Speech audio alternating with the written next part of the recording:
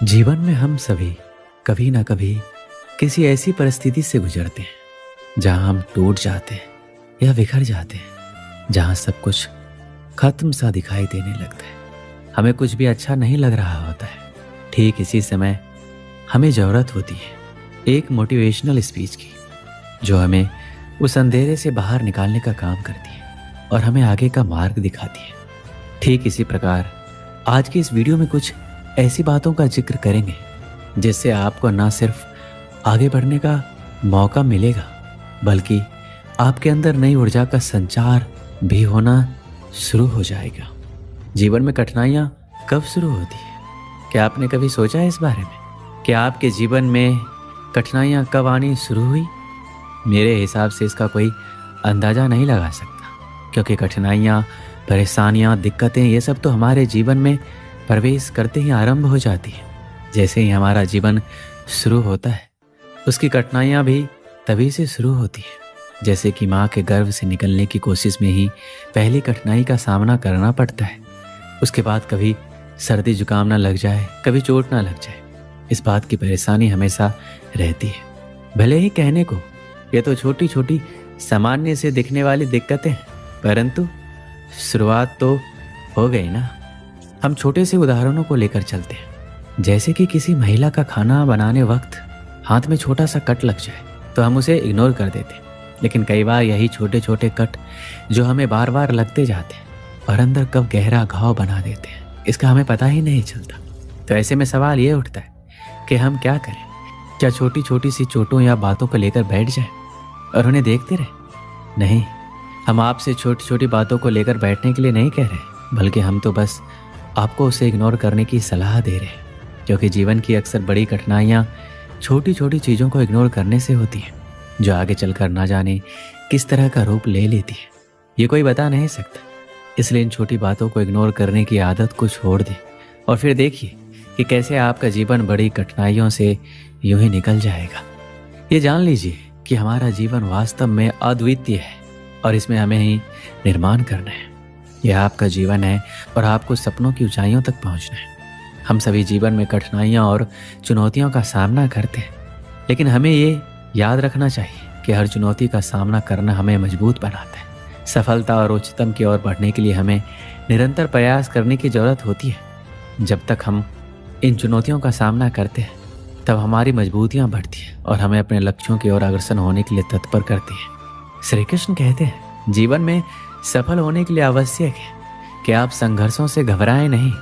अगर आपने कभी भी कोशिश की है तो आप ये अच्छे से जानते होंगे कि सफलता एक एहसास है जो संघर्षों के बाद मिलता है। जीवन में आपको सफलता की ओर आगे बढ़ने के लिए अपने लक्ष्य की तरफ दृढ़ता से प्रगति करना चाहिए। संघर्ष चाहे कैसा भी हो, जो आपको ताकत और परिश्रम की ओर आगे बढ़ने का रास्ता दिखाते। संघर्षों का सामना करते समय अपने मन को हमेशा शांत रखें।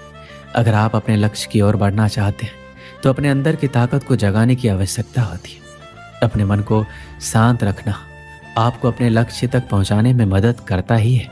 यदि आप खुद ही हार मान लेंगे तो आपकी यात्रा अवसरों से खाली हो जाएगी। इसलिए जरूरी है अपने सपनों का पीछा करने के लिए अपने आत्मविश्वास को बढ़ाएं। जब तक आप खुद में विश्वास नहीं रखेंगे, दूसरे आपका सम्मान नहीं करेंगे। आपका आत्मविश्वास बनाए रखने के लिए खुद को अपनी क्षमताओं को मान्यता देना सीखना होगा। सकारात्मक सोचें और अपने कार्यों पर विश्वास करें। आपको सफलता के पथ पर आगे बढ़ने के लिए खुद को बनाए रखना होगा। इसके लिए आपको एक अच्छे संगठन की आवश्यकता भी होगी। आप हमेशा कोशिश करें कि अपने आसपास सकारात्मक और सफल लोगों के साथ रहें। एक सकारात्मक और प्रभावशाली संगठन में होने के लिए अपने दोस्तों, परिवार के सदस्यों का समर्थन प्राप्त करें। ये लोग आपके साथ आपके लक्ष्यों की प्राप्ति के लिए आपका साथ देंगे। एक अच्छे संगठन के साथ संघर्ष करना आपको मार्गदर्शन, संघर्ष के अनुभव और उदारता प्रदान करेगा। हमें अपनी क्षमताओं का उपयोग करना चाहिए, नए गुणों को सीखना चाहिए और अपने व्यक्तिगत और व्यावसायिक दिग्गजों से संवाद करना चाहिए।